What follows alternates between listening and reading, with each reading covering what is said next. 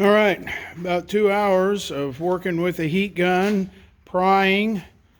I also did a little bit of sawing with the windshield wire. That didn't work very good. It just gets pinched and breaks. But it took me that long to get the frame off. So, frame is here. Looks like I might have cooked up these little wires some. That's not good. See if it'll focus. Anyway, that's the ones for the third brake light. They're actually in a little bitty tube along the frame there. So I might have to run some fresh wire down through there. But I mean, now it's just all about cleanup.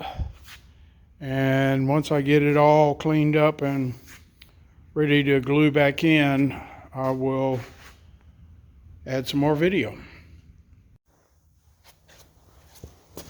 So this is the most effective technique I've found for getting this old seal off this frame is a wire brush. I tried scraping it with scrapers. I tried razor knives, sharp flathead screwdriver, heating.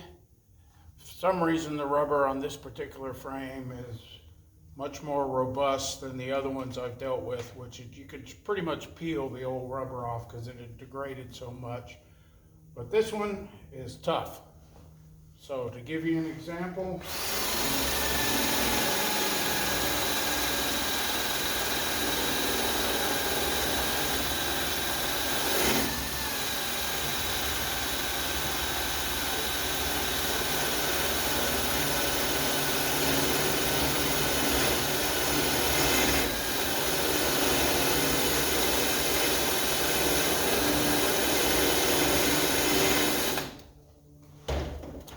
so not a lot of fun, but it's got to be done to get a good seal.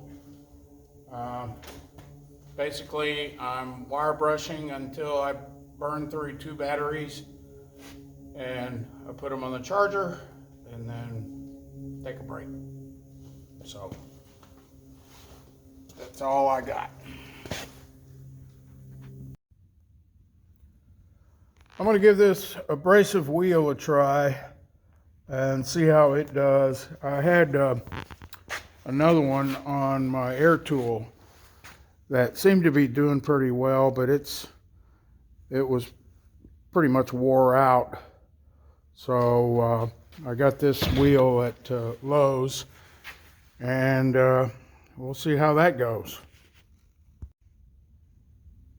So I found out pretty quick that this wheel rounds off pretty fast. I mean, it's really good at rooting that rubber out, but it's so big when it rounds off like that, you can't really get it down in that channel. Now, what did work really well was this sanding disc, which is probably like a 40 grit or something, but you could actually get that right down into that channel, and it would really root that rubber out.